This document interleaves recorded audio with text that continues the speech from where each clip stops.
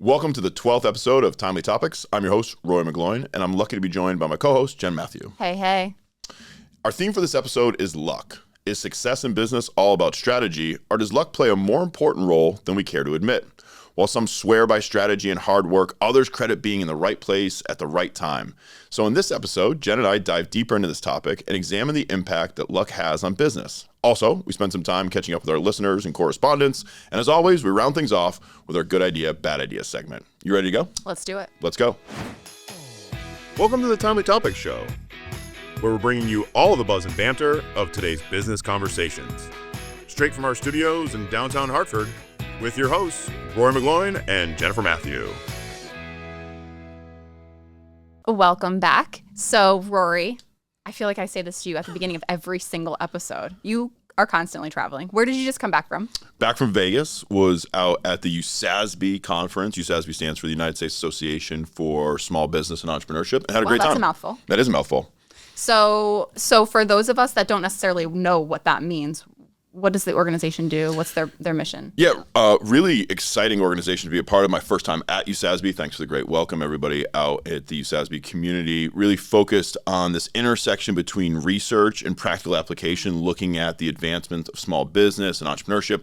Went to a number of different types of panels that was just a lot of fun. And it was a lot of fun to be at a space where everybody was out there carrying a bunch of great energy and passion about the thing you're passionate about. Yeah, and it sounds like there's a lot of different topics and industry experts and people just in different spaces in entrepreneurship. Like you told me a little bit about it when you got back, and it sounds like an awesome experience. Yeah, one of the kind of coolest experiences that I had was I was at a panel and they were talking about transitioning family businesses, which can be a really tricky thing, right? Because you have pride and ego, you have maybe multiple children involved, and you're trying to make the right decision. And we sat around the room, and one of the things that was so cool was we were helping each other solve the bigger problem of like, how do we help family businesses transition? But we were coming at it from so many different perspectives, right? There was an economist in the room. I was talking about it from a communication standpoint. There was a psychologist in the room. There was a small business expert in the room. And really, we walked out with what we felt like was this curated solution. And I came back, and I said to you, I was like, I think I have an idea, right? I think I have something that we might consider, wanting to talk about in the future. So when you're at a conference, but they're pulling from people from different sectors, which is what USASB really probably is known for, does a really nice job in, it was so rewarding. Yeah, and I love, even the way we talk about business, we're so holistic in our discussion because we say at the cornerstone of business or at the center of a business is people. So it's like you can't just necessarily talk about it from a business standpoint. You have to bring in those experts in psychology and really think about it from that perspective. Yeah, and the other thing, too, that we had chatted about a little bit that I just kind of want to put out there for our listeners who are saying, like, Roy, I don't care about your academic conferences. Yeah, I got you, totally. But what was really great was the experience coming back and having a moment to reflect on, okay, went to a conference, took a day, to really hone in and think about what did I learn and what did I gain from that? And so I have this, like, appeal or idea for our listeners, right? Like, if you haven't invested time intentionally in doing some professional reflection or going to a conference and being surrounded by some people with some different ideas, it's really rewarding because what happens is it kind of takes you out of your day-to-day, takes you out of that routine, and now you start thinking a little bit differently about some of the problems, right? Some of the opportunities maybe that present themselves to you in your work, and you do glean some things. And it's not always from the panel, it's not always from the presentation, right? It's from the conversation. It's even sometimes from the journey alone in of itself. So I came back with some new, fresh ideas that I didn't anticipate that I would have. And I just want to share that enthusiasm with all our listeners. Say if you haven't been to a conference in a while, if you haven't even been to a networking event, show up and listen and then kind of reflect on it and see what you took away. I think we talk a lot about conferences, but we also talk a lot about personal branding and how important it is for us to lean into thought leadership and try to figure out who it is that we are and who do we want to align our thinking with. And sometimes our entrepreneurs, they're going to things like conventions or expos or things where they're selling their business. But again, I would double down on what you said is really try to think about investing in yourself as an entrepreneur, as a person, to find your other people that maybe are in industries that are similar, but not exactly the same, or have a similar train of thought, but maybe are doing something entirely different. I think it's a good way to engage yourself in a different space. Yeah, I think that's actually really well said, Jen. This idea of show up in spaces that are not your day-to-day and then really work on honing your value proposition or what that core value is, because it gives you a chance to kind of hold the mirror up a little bit amongst audiences that you don't normally interact with. So I think what our listeners are wondering, since your conference was in Vegas, did you get lucky in Vegas? Jen, as you know, what happens in Vegas, stays in Vegas. So we'll have to leave some of that off air. I had a great time in Vegas, and I just want to give like a big shout out here. I think that Vegas comes with this like unique taboo, right? Because it's got these taglines, and I think they've even leaned into it, right? Yeah. But the one thing that stands out to me every time I go to Vegas, I always come home and I have this like great appreciation for the hospitality industry. And of course, we've been working on Build Hartford. I actually presented on Build Hartford out at USASB, and it got a huge response because there were a bunch of people that lived in cities that I felt like were similar to Hartford, and they're like, I relate to this, and they want to learn more. So more on that to come. But just a note and a shout out for the folks in Vegas. One of the things I love is that we talked about this, is that people probably come from all over the world, right? And we met people from all over the world. And they come to Vegas and they say, like, we want to be here for the action. We want to be here for the buzz. But they're truly like hospitality professionals. So whether it was, folks working the taxi stand, right? The folks working the bell room, right? The folks that were doing hostess at the lounges that we went to, the people that were doing food service, like everybody's got such a passion for hospitality. And so like huge shout out, because these are professionals that enjoy, and it's just fun to be in that service area for a few days. Yeah, I have such a huge appreciation. I know we both talk about maybe not surviving a long time in that industry ourselves, right, but we really support and appreciate, especially those that are entrepreneurial, that are trying to go out and build a business based on the passion they have for creating experiences for others. Speaking of appreciation, we really appreciate all the correspondence that we got from our listeners over the last couple of weeks. Yeah, so based on our conversations that we had around our 2025 predictions, we got a couple of shout outs for that. So Hector P left a comment on LinkedIn saying that I love the rubber band metaphor of Rory. So that was really interesting, talking about trends. And my thought about that was the pendulum swinging, right? There's always a trend that comes and then it goes and it comes back around again. Yeah, we were talking about that human connection standpoint. And I think that really resonated with a lot of listeners. So thanks for checking in, Hector. We had a comment on that same post, which generated a lot of interest. Tony DeSorbo said, I love the longevity trend, referring to Jen's comment on her prediction that we're going to see more businesses focusing on longevity. Yeah. And then Lisa said, great interview with Haley. Congratulations on all of your success. I saw your episode on Shark Tank and thought you rocked it. Yes, I totally agree. Thank you so much for listening, Lisa. I loved that interview with Haley. So Rory, we got a lot of great messages about our topic of passion. And let's just say people were quite passionate about it. We got some really great questions, requests for advice. And Rory, do you want to share one of them? Yeah, so we got a comment from Maggie that said, hey, great episode. You guys talked about having to be passionate about what you do, but I'm in a situation where I don't have a lot of passion for my job. I get paid well, I'm good at what I'm doing, but is there a way for me to find passion in this job, or do I need to find something new?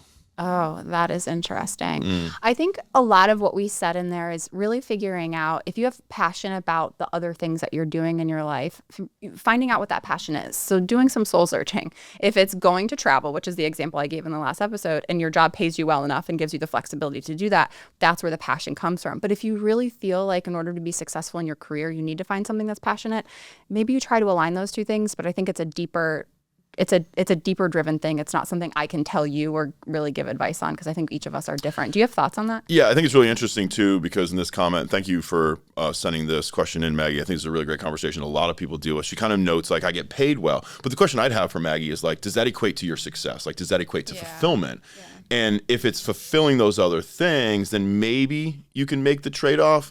You know where I feel, right? I think you've got to be passionate about what you're doing. I think life's short. I think you should do things with a relative sense of enthusiasm. Yeah. So for me, I'd be saying, okay, Maggie, like, is it a lack of passion because it doesn't align with your value system? Well, then, yeah, I think it's time to maybe go venture out and see what's out there. If you feel like your values are aligned, but you're just kind of in a space right now, maybe the current day-to-day tasks, maybe it's the people you're working with, maybe it's who you're serving, and you look and you see, geez, I think there's opportunity on the horizon where this will shift, this will change, then I'd say stick it out, right? Because hopefully you're finding passions in other areas. If you've got something you'd like to share or ask us, we would love to hear from you. As always, you can send us an email, collaboratory@uconn.edu, or write us a comment on one of our LinkedIn posts that's up there, or check in with us on Instagram or TikTok. And of course, you can find all of our episodes also on YouTube at UConn.CCI. Guess what just happened? No way, you're kidding me. Hey, did you hear about... Are you sure about that? I can't believe they... Really? It's time for Timely Topics. In this episode's Timely Topics, we're talking about luck. Some people don't believe that luck exists, while others leave a little room for a fortunate coincidence. But what role does luck play in the world of business and entrepreneurship? Jen and I roll the dice, and we take our best shot at trying to define luck and examine whether it's something that just happens, or if luck really is something we manifest for ourselves. So, Jen, you feeling lucky? Fingers crossed. Let's do this. All right, Rory. So as you know, we love to define our terms. What is luck? What is luck? Well, the Oxford English Dictionary would define luck as the chance occurrence of situations or events either favorable or unfavorable to a person's interest. I actually really appreciated that the definition included both the favorable or unfavorable side of things. I think it's going to play into a little bit of our conversation here today.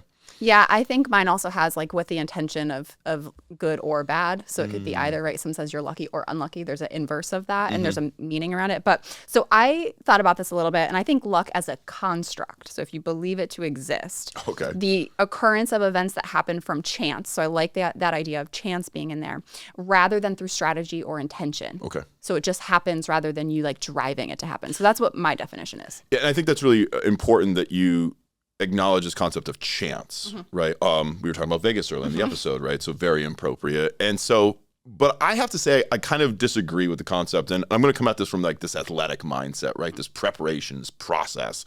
So I really like this quote, this concept of it that is, good luck is when opportunity meets preparation, while bad luck is when lack of preparation meets reality. And so I've always kind of thought about this idea that you can manifest or create your own opportunities, and that you just have to hopefully be fortunate that chance comes along at the right time. So I'm not denying that luck plays a role in business, but we are going to go down the path of saying, like, what's the responsibility of the entrepreneur or the individual to go out and try to create more opportunities to be lucky? What do you think about that? I'm trying to differentiate the just being in the right place at the right time. And you and I have talked all about some various athletes and even some sports teams that things just worked out for them. So what's the difference of luck, which I sort of think is this like higher power sort of thing? That's at least how I'm taking it, right? There's something directing all of this to happen. What is that other than the preparation of an individual check that is now in the right place at the right time to then use that preparation in order to make whatever it is happen? Or is it the same thing? Well, I don't know. And I think it actually raises two interesting questions. One, from a business standpoint, do you believe that all of the outcomes of your business are fate-oriented? And my guess is the vast majority of our listeners would say no. Right. But there are people out there that are going to believe in fate, which really kind of challenges the whole idea of like, well, invest in the process and growth and development, because if what's going to happen is going to happen. How do you balance those two things out? The second thing, and this is really where I want to get into, Jen, because we had a good conversation before we started recording, is why do we need luck to exist to begin with, right? Like, why does the construct exist? And what does it offer or allow us to maybe be at ease with, right? And you had some really good thoughts on that. Yeah. So what differentiates humans from any other species is our ability to be really self-reflective, or allegedly, right? Because we're making the assumption that we know what other species are thinking and doing, but we can be really self-reflective and think at a higher level. And what that does is creates a space where we're constantly looking for meaning in everything that we experience. And we've talked about this in previous episodes of we always want to give something a score of being good or bad. We want to go through life always saying and judging our experiences. So I think that has a little bit to do with the conversation, right? Like this pressure to need to define things in our lives or give explanation for why something exists. Do you agree with that? Yeah, actually, I think there's an interesting phenomena. I was out in Vegas and was talking to some real card sharks, and they actually talk about this attribution bias for gamblers, for example. So they will say that when bad things happen at the blackjack table, it's a byproduct maybe of what you did as the player in front of me with your cards, right? Bad luck. But when something good happens to them, the attribution bias becomes positive, and they made really good decisions. When you think about it, in actuality, it is completely random, right? It is completely random, to some degree, and there's that sort of like fate type intersection there. When it comes to the business side of things, and when it comes to our entrepreneurs in particular who are starting off, I begin to wonder like how much of that attribution bias maybe impacts some of those early days. Like what happens if you do genuinely get lucky, right? You go in to make a pitch. It just so happens that somebody comes into the space and says, geez, this is a really good fit for what we do. And all of a sudden you've got traction, momentum that happenstance, if that person had not been there, you may not have got. What happens when you decide to start your cupcake and muffin shop on, March 1st of 2020, and the next thing you know, a pandemic rolls through and shuts down all the businesses? Like, was that bad luck? Was that fate? And then how do you ultimately recover from that? Again, I think it's asking the question of, was it truly, you can't control things in the world. There's only so much you can control of yourself. And there's a good quote that I love, like you can't control the outcomes, but you can control how you respond to it. So is our definition or our attribution of luck a response to something that's happening to give us that comfort that it wasn't our fault? So Absolutely. like launching the cupcake business that failed, was it bad luck, not just our business idea that didn't go so well? But I think like coaches and those of us with experience that have maybe experienced some luck or success might say, trust the process.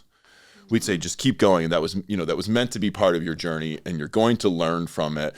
But I think there's got to be a threshold, right? Where maybe you begin to feel like, no, I actually have bad luck, right? Like it just seems like consistently. And I think those of us that have had those strings of bad luck moments, right? I feel like you start to believe in it more. Why? Because there's attribution, because it helps you explain what you can't control. So maybe the role of luck in business, and we get into this now, is to help those of us that are leaders or business owners, or for any of us really, just explain the things that we can't control. And it's just a way for us to kind of maybe go, I just couldn't control that, right? That's just ultimately having bad luck. But yet it does seem to be the thing that when we put ourselves in a really good position and we trust the process and we put the work in and something good happens, we're a little less likely to talk about it as good luck. We're a little bit more likely to say, yeah, well, that's what happens when you put the work in and show up every day. Something good will happen. But I'm here to say sometimes I think you get lucky.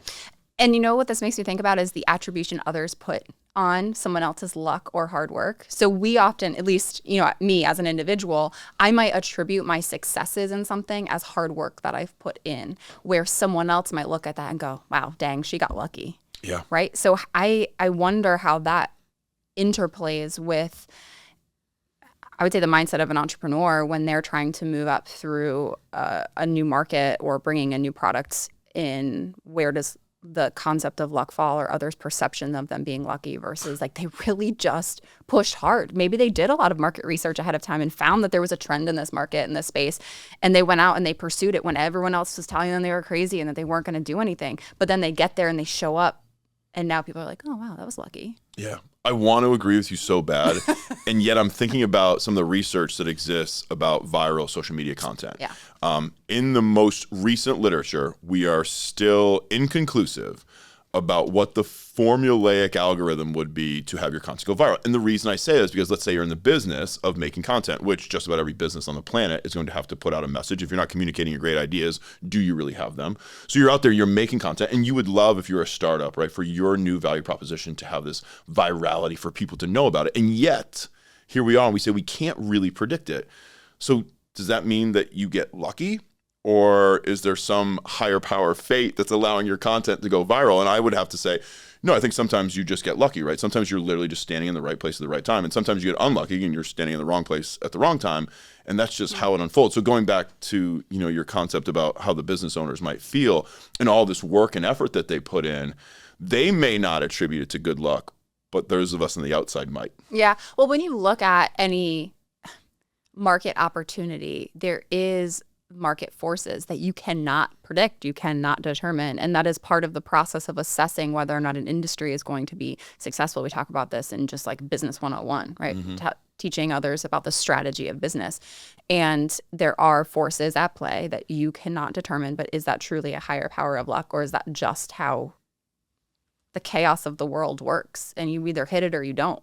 So there's a lot of things you don't hit that you don't realize because it didn't happen. It's like all those missed opportunities. You don't know you didn't get it. Right. You don't know that it didn't happen for you because it wasn't there. It's It not wasn't reality. there. Right. So what's real? What's real? I don't know. This is getting So somewhat philosophical, but I love it. Yeah, it's good. And I actually hope that our listeners can kind of take a moment to think a little bit about what their perceptions of luck might be and this intersection between hard work and talent versus where there are things that were truly outside of their control, and how do they attribute, right? And maybe that's a really important way for us to deal with the things that don't come, right? When expectations are not met, are you somebody that says that was unlucky? And does that actually help you, right? As a business owner, say, you know what, that was unlucky. Tomorrow we get up and we go again. Yep. And I think part of this is we say like our perception is our reality. So if it's helpful to say that because it makes you feel better and you work through it and that's just how you believe things to unfold, what is the harm in connecting and making that reality? I also think we always talk about how people say different words, different terms, the vernacular is different, and we bring different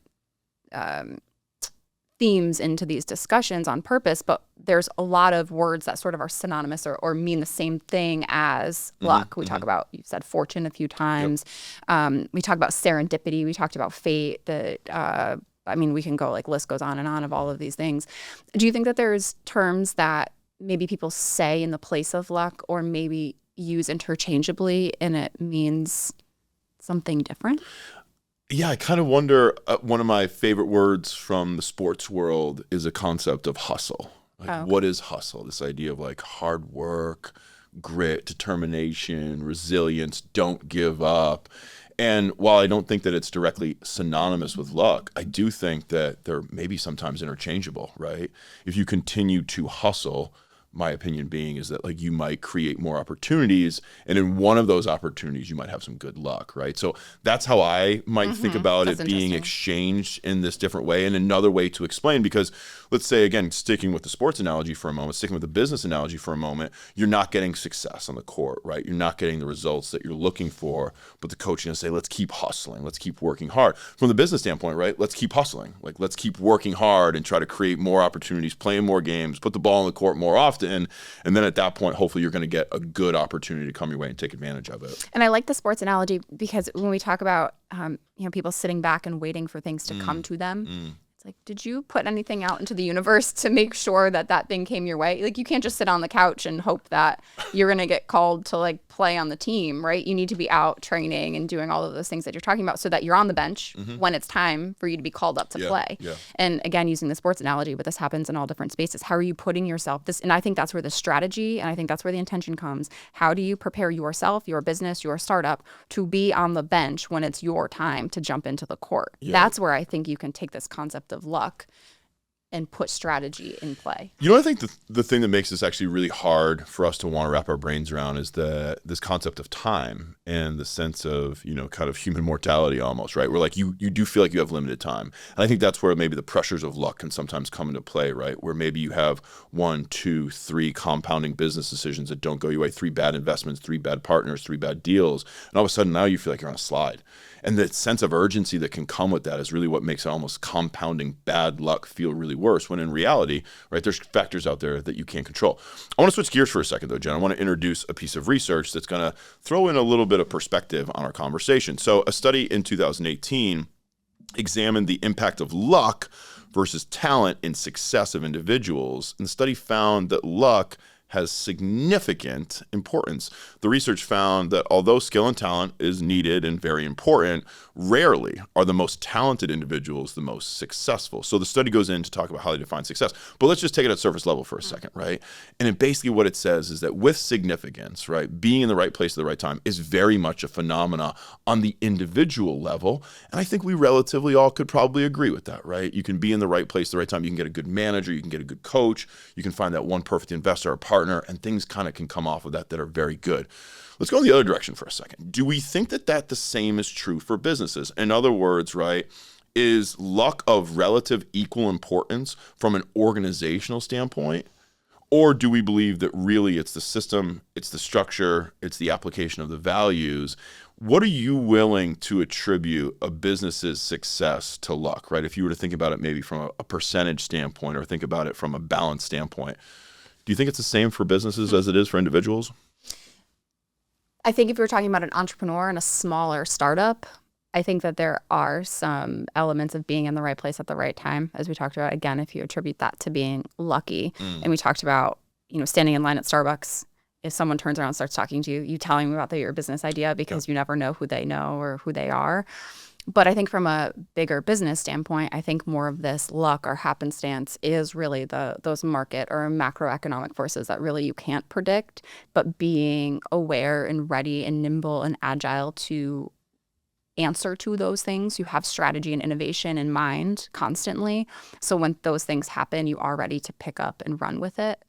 I do think that there's a separate piece of it. Just organizations are so large and have too many interchanging parts that I don't know that you can attribute it to something so specific. Yeah. Yeah. I think what's interesting for me is, as we went through and we thought about doing some research on this, was what's good enough to reach a threshold of talent and skill development that allows you to get on the bench and to be there, but maybe having the confidence or the comfort level that luck is going to play a role, right? And I say this because coming from the sports analogy, we think about so many athletes, right? So many business leaders, entrepreneurs who say, trust the process and are obsessed with controlling everything they can. And I was talking to it's basketball season here.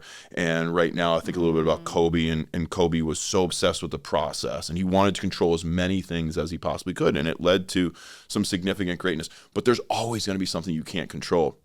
So I'm thinking to myself, if I'm an individual, if I'm working hard at my craft, like, do I start to think a little bit more, if I believe in luck, or I'm going to get comfortable with the idea that there's things that I can't control, do I start to look and say, what's the threshold of excellence that I'll need to get on the bench to be in the position without becoming obsessed of perfection, knowing full well that I will not ever be able to control all the factors?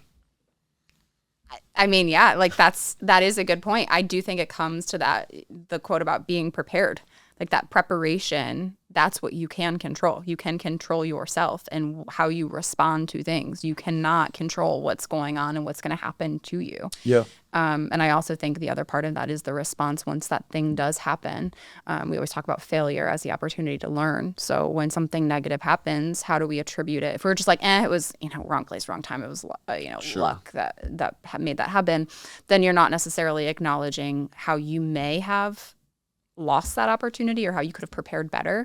So now when something comes down in the future, you're not using that as an opportunity to learn and to grow. Absolutely. And I love this quote that's here from Bill Gates. And he talks about, I was lucky to be in the right place at the right time, but many others were also in the same place. The difference is that I took action. And maybe that's the ultimate takeaway for us here today and for our listeners, right? There is a responsive nature that things will happen to you. Yep. But in that quote from Bill Gates, there's also a piece of it that is, I took action. The ownership. And it's that ownership. And maybe one of the ways, if you're not comfortable with the attribution bias and you're not comfortable necessarily with letting things happen, maybe it's just taking action is the way that you control your luck the most. Yep. Speaking of taking action, we would love for you to take some action and send us in some correspondence on this conversation. Do you believe in luck? Do you believe in happenstance? Has luck been favorable to you in a business story or outcome? We'd love to hear from you. Send us in your thoughts. Good idea? Bad idea. All right, Rory, it is my turn to pick the topic for good idea, bad idea. So in our last episode, we talked a bit about trends for 2025. So it made me think a little bit more about this concept and what are trends, who drives them. And I read an interesting article last week about food and the supplement brands. I knew you'd like this one. Okay. And they talking about, overdoing this whole protein thing. So to the point where we're starting to see it in foods that we don't necessarily think of, chips, cereal, etc. Right? So on that same note, Coca-Cola and Pepsi both announced the launches of their own probiotic sodas. And we know Olipop and Poppy have been on the market since 2018 and 2020, respectively. So why now? And when we talk about luck in business, we often think about businesses being in the right place at the right time, as we just talked about. Think about Zoom 2020. Yep. Perfect timing. So all of that to say, is it a good idea or a bad idea for businesses to jump on existing trends to try to capture some of the market? Fascinating, great topic. I love going down the path of the supplement space, and I think the protein craze is hilarious now. Like it's all the rage. It's what everybody's talking about. So, but it's cool for people to actually be kind of taking ownership of their consumptions. That's not the question you asked. No. So the question you asked is it a good idea or bad idea for businesses to jump on existing trends? Here's my answer. My gut reaction tells me that if you are a new business, if you are a startup, I don't like the idea of you jumping on trend bandwagons. I think you have to identify what is our core value, what's our number one value proposition, and you try to own that space with the customer segment that you think you best align with. And you try to hold on, even if that means potentially some struggle, even if that means potentially not finding your virality, big unicorn moment right away. And maybe luck does play a factor in longevity in terms of that business having the ability to grow and to create sustainability for years to come. The reason I say for new businesses is because I don't think you have the luxury in those, relatively like early stages to start jumping and bouncing around and going and chasing trends. Because remember, like you're trying to attract investors, you're trying to attract, most importantly, employees and partners. So if I bring you in and say, hey, are you passionate about X? And then 9 months later, like, wow, the trend in the marketplace has gone here. You brought in people that may not necessarily share that passion. And I don't think from a startup space, that's a good idea.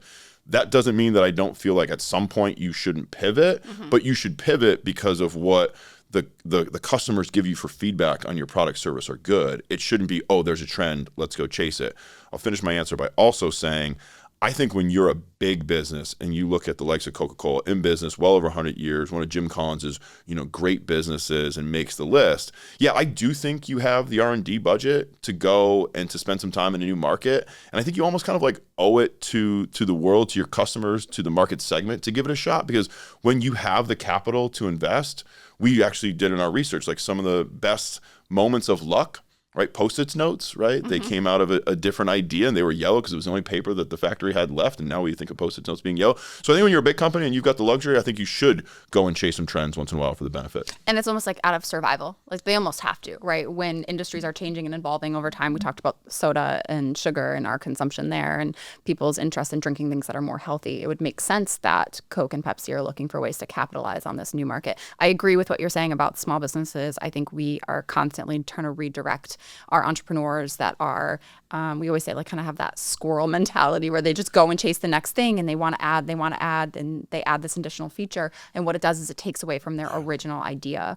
I'm hoping that entrepreneurs and startups are being so thoughtful that they're predicting trends years in advance to be able to be on the market at the right time. Like that's what our goal is try to capture those moments, not necessarily seeing a trend today that by the time you launch, you get traction, you get customers.